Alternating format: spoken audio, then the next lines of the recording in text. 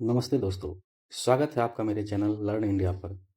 आज हम प्राचीन भारत पाषाण काल का भाग 2 की बहुत महत्वपूर्ण एमसीक्यू पर चर्चा करने वाले हैं, जो आपकी परीक्षा के लिए काफ़ी ज़रूरी है। यह वीडियो क्यूज के उद्देश्य से बनाया गया है। अपनी कॉपी कलम उठा लीजिए, प्रश्नों को हल करने का प्रयास कीजिए और कमेंट बॉक्स में अपना स्कोर जरूर लिखिएगा। चलिए शुरू करते हैं। पहला क्वेश्चन, किसने नवपाषाण काल को क्रांति की संज्ञा दी थी? बताइए, इसका सही उत्तर क्या होगा? इसका सही उत्तर है ए, वी गॉर्डन चाइल्ड ने। वी गॉर्डन चाइल्ड ने नवपाषाण काल को क्रांति की संज्ञा दी थी। आइए जानते हैं ऑप्शन बी, कलिंगम के बारे में। कलिंगम को भारतीय पुरातत्व का जनक कहा जाता है, ठीक है। फादर ऑफ इंडियन आर्कियोलॉजी का जो जनक कहलाता है वो कौन है? कनिंघम। इन्होंने ही 1861 में भारतीय पुरातत्व विभाग आर्कियोलॉजिकल सर्वे ऑफ इंडिया की स्थापना में मुख्य भूमिका निभाई थी। इन्होंने प्राचीन स्थलों की पहचान की, जिसमें क्या क्या है? सारनाथ, सांची एवं भरहुत स्तूप की खोज की थी। अगला क्वेश्चन, लंघनाज नामक मध्य पाषाण स्थल किस राज्य में है? इसका सही उत्तर है राजस्थान। चलिए राजस्थान के बारे में कुछ फैक्ट्स को देखते हैं। राजस्थान क्षेत्रफल की दृष्टि से एरिया वाइज में सबसे पहला स्थान रखता है। फर्स्ट रैंक में एरिया वाइज में कौन है? राजस्थान, जो 3,42,239 स्क्वायर किलोमीटर है। विश्व की सबसे प्राचीन वलित पर्वत फोल्ड माउंटेन जो आरावली है, कौन है? आरावली, वो कहाँ है? राजस्थान में, ठीक है। इनकी जो सबसे ऊंची चोटी है, इनका नाम है गुरु शिखर, जो माउंट आबू पर राजस्थान में है। राजस्थान का एक और जो साइट है वो बहुत महत्वपूर्ण है, वो है थार मरुस्थल। थार डेजर्ट जो है, थार मरुस्थल, वो भी राजस्थान में ही है। इसे रेगिस्तान का गुलाब कहा जाता है, ठीक है। रेगिस्तान का गुलाब कहा जाता है। राजस्थान में जो खेतरी है, खेतरी वह तांबा के लिए प्रसिद्ध है। राजस्थान में ही कुछ अभ्यारण्य है, जैसे कि केवला दे, घाना, चित्तौड़गढ़, कुंभलगढ़ इत्यादि जो है वो राजस्थान में ही है। चलिए अगला क्वेश्चन की ओर बढ़ते हैं। दवाब सल्क तकनीक किस काल में विकसित हुई थी? दवाब सल्क तकनीक, तो इसका सही उत्तर है ऑप्शन ए, उच्च पाषाण काल। उच्च पाषाण काल में ही होमोसेपियंस का मतलब कि आधुनिक मानव, जिसे कहते हैं आधुनिक मानव, आधुनिक मानव का जो प्रादुर्भाव हुआ, मतलब आगमन हुआ, वो उच्च पाषाण काल में ही हुआ। इसी पुरातत्व पाषाण काल में जो आइस एज है, आइस एज का धीरे धीरे कम हुआ, क्योंकि गर्मी बढ़ने लगी थी। नेक्स्ट क्वेश्चन, मेहरगढ़ के लोग मुख्य रूप से क्या उगाते थे? तो इसका सही उत्तर है मक्का एवं बाजरा। इसका सही उत्तर है मक्का एवं बाजरा। इन फसलों की बुआई जून जुलाई कब होती है? जून और जुलाई में, और अक्टूबर के आसपास में इसको काट लिया जाता है। चलिए इन फसलों की बुआई में जो मुख्य लीडिंग स्टेट है, मुख्य जो राज्य है, उनका नाम है राजस्थान। और मक्का एवं बाजरा को इंडिया में किसने लाया था? पुर्तगाली ने 16वीं शताब्दी में मक्का को लाया था। और भारत सरकार ने इन्हें 2023 में एक उपनाम दिया था। इनका नाम था श्री अन्न। क्या था? श्री अन्न। चलिए अगला क्वेश्चन, हल्लूर नवपाषाण, हल्लूर नवपाषाण स्थल किस राज्य में है? तो इसका सही उत्तर क्या हो जाएगा? इसका सही उत्तर हो जाएगा कर्नाटक। कर्नाटक इनका सही उत्तर हो जाएगा। चलिए इनके बारे में कुछ फैक्ट्स जानने के प्रयास करते हैं।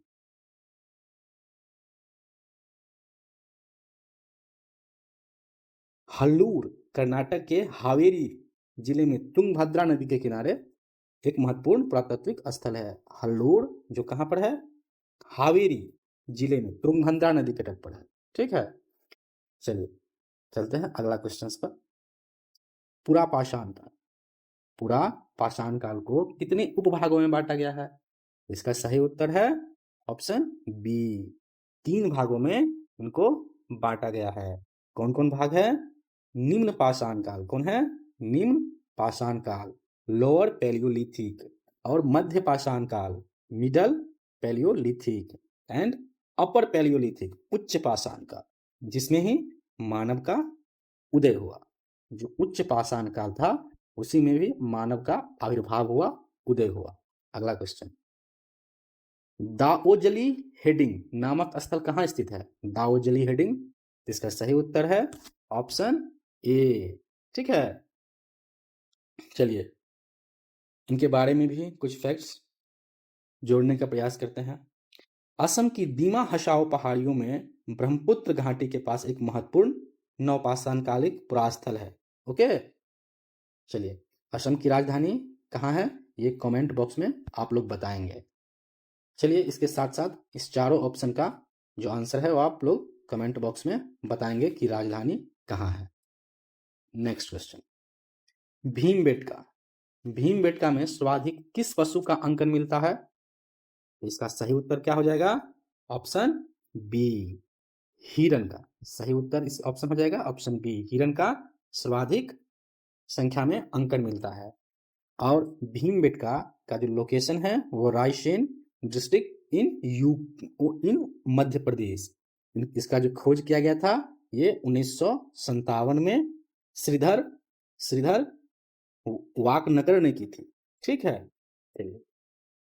इसमें जो चित्र दिखाया गया है वो इन चित्रों में शिकार, नृत्य, जानवरों को, मुख्य रूप से हिरन को, डियर को जो दिखाया गया है। भीमबेटका में जो हिरन है इनका सर्वाधिक बार अंकन हुआ है, सर्वाधिक बार ये पेंटिंग्स यूज हुआ है। इस भीमबेटका को 2003 में यूनेस्को धरोहर स्थल, यूनेस्को की विश्व जो धरोहर स्थल है उनमें उसको सम्मिलित किया गया था।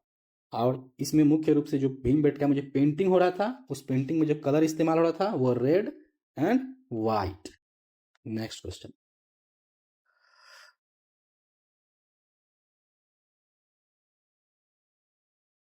मृदभांड का नियमित प्रयोग कब से शुरू हुआ? तो इसका सही उत्तर है ऑप्शन सी, नव पाषाण काल। नव पाषाण काल में ही कुम्हार के चाक का आविष्कार हुआ। ठीक है, चाक जो था उनका आविष्कार कब हुआ? नव पाषाण काल में ही। और नव पाषाण काल में ही जैसे कि पहले था कि घुमंतु लोग था, घुमंतु लोग थे, जिसको हम लोग बोलते थे खाना बदोश, खाना बदोश बोलते थे। ये लोग अपना वो जीवन छोड़ करके, घुमंतु जीवन छोड़ करके एक स्थान पर रहने लगे नवपाषाण काल में। नेक्स्ट क्वेश्चन, पुरापाषाण कालीन औजार किस पत्थर से बने होते थे? पुरापाषाण काल के औजार किस पत्थर से बने हुए थे? तो इसका सही उत्तर है क्वार्टरजाइट पत्थर। और इस काल के लोग को क्वार्टरजाइट मैन भी कहा गया है। नेक्स्ट क्वेश्चन, कपड़ा बुनने के साक्ष्य, कपड़ा बुनने के साक्ष्य सबसे पहले किस काल में मिलते हैं? तो इसका सही उत्तर क्या हो जाएगा? Option C. चलिए नेक्स्ट क्वेश्चन, ताम्रपाषाण काल को किस अन्य नाम से जाना जाता है? तो इसका सही उत्तर क्या हो जाएगा? Chalcolithic period, chalcolithic period. इसको ऐसे भी लिखते हैं CHALOC ली THIC, लिथिक। इसको चैल्कोलिथिक या कैल्कोलिथिक भी लोग पढ़ते हैं। ठीक है, इसमें इसको ग्रीक भाषा में खैल को तांबा कहा जाता है। मानव ने सबसे पहले इसी धातु का, तांबा का प्रयोग प्रारंभ किया था? तांबा का जो उत्पादन में जो मुख्य क्षेत्र है वो है राजस्थान। राजस्थान का खैतरी जो क्षेत्र है, यह मतलब कि यहाँ पे भी तांबा पाया जाता है। और बिहार में भी तांबा पाया जाता है। कहाँ पे? चिरांद में। चिरांद में। नेक्स्ट क्वेश्चन, सोहन घाटी वर्तमान में किस देश में स्थित है? तो इसका सही उत्तर क्या हो जाएगा? इसका सही उत्तर हो जाएगा पाकिस्तान। Option B. चलिए इसका लोकेशंस के बारे में हम लोग जान लेते हैं। इसकी लोकेशन सोहन घाटी की कहाँ है? यह है रावलपिंडी और इस्लामाबाद के आसपास का क्षेत्र जो है वो सोहन घाटी क्षेत्र कहलाता है। नेक्स्ट क्वेश्चन, आधुनिक मानव होमोसेपियंस का उदय किस काल में हुआ? तो इसका सही उत्तर क्या हो जाएगा? आधुनिक मानव होमोसेपियंस का जो उदय हुआ किस काल में हुआ? तो इसका सही उत्तर हो जाएगा उच्च पाषाण काल। किसका क्या उत्तर हो जाएगा? उच्च पाषाण काल। ऑप्शन सी, बुद्धिमान मानव यानी होमोसेपियंस का उदय हुआ। और साथ साथ में हड्डियों और हाथियों का दांत का भी औजार इस काल में पाए गए थे। भीमबेटका का जो वो है क्या, उसको गुफाओं का जो पेंटिंग्स है वो भी इन्हीं काल के माने जाते हैं। नेक्स्ट क्वेश्चन, हुंगसी हुंगसी नामक पाषाण औजार कारखाना कहाँ है? तो इसका सही उत्तर क्या है? इसका सही उत्तर है ऑप्शन ए। कहाँ है? कर्नाटक में। इसका सही उत्तर है ऑप्शन ए, कर्नाटक में।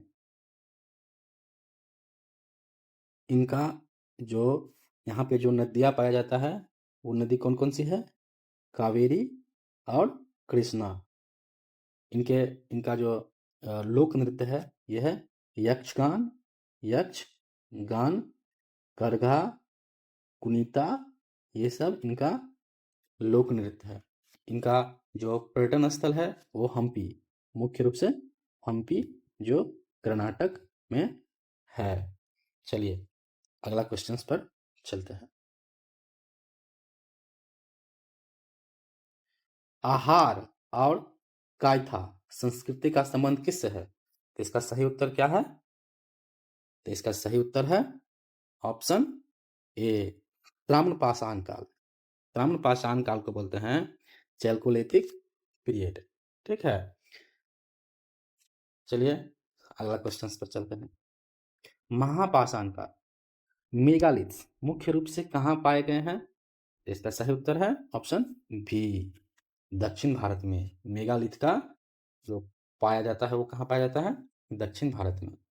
महापाषाण का जो लिटरल मीनिंग होता है, जिसका शाब्दिक अर्थ ये होता है बिग पत्थर, मतलब कि बड़ा स्टोन। ठीक है, दक्षिण भारत में इन बड़े पत्थरों का जो उपयोग करके मुख्य रूप से क्या करते थे?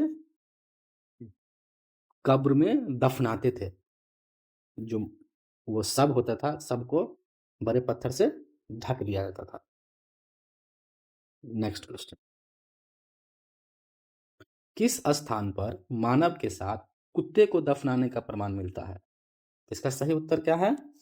इसका सही उत्तर है बुर्जहोम। बुर्जहोम का लोकेशन कहाँ है? यह है जम्मू एंड कश्मीर में। ठीक है, वहीं पर पालतू कुत्तों के साथ में मालिक को भी, मतलब मालिक के साथ में पालतू कुत्तों को भी दफना दिया जाता था। बुर्जहोम ही एक प्लेस है जहां पर गर्तावास पाया गया। गर्तावास पाया गया बुर्जहोम में। वहां के लोग को बहुत ज्यादा जब ठंडी लगती थी तो इन्हीं गर्तावास में सीढ़ी के जरिए नीचे उतर जाते थे भीषण ठंड से बचने के लिए। चलिए, बुर्जहोम का जो शाब्दिक अर्थ होता है कश्मीरी भाषा में, वो भूर्ज वृक्ष का स्थान। क्या होता है? भूर्ज वृक्ष का स्थान। नेक्स्ट क्वेश्चन, पाषाण काल के मध्य पाषाण काल के सूक्ष्म औजार की लंबाई कितनी होती थी? तो इसका सही उत्तर क्या है? इसका सही उत्तर है ऑप्शन बी, 1 से 8 सेंटीमीटर। बहुत छोटे-छोटे आकार का जो औजार होने लगे थे मध्य पाषाण काल आते-आते। इनको जो सूक्ष्म औजार थे उनको हम लोग माइक्रोलिथ भी बोलते हैं इंग्लिश लैंग्वेज में, ठीक है। इनका आकार 1 से 8 सेंटीमीटर होता था और इन छोटे औजार को अक्सर लकड़ी या हड्डी के हथों, जैसे हड्डी का हैंडल फंसा करके उनको मतलब कि क्या कहते हैं उसको, शिकार करने के लिए और ही अपना जो ज़रूरत था उस समय के लोगों को उनको पूरा करने के लिए इन जो सूक्ष्म औजार था इनका उपयोग किया जाता था। प्रागैतिहासिक काल का अर्थ क्या है? समझाइए, प्रागैतिहासिक काल का अर्थ क्या है? तो इसका सही उत्तर क्या है? इसका सही उत्तर है ऑप्शन बी, कोई लिखित साक्ष्य नहीं पाया गया प्रागैतिहासिक काल में, ठीक है। चलिए नेक्स्ट। धन्यवाद हमारे साथ जुड़ने के लिए और अधिक जानकारी के लिए चैनल को देखें एवं लाइक करें, सब्सक्राइब करें एवं शेयर करें। जय हिंद।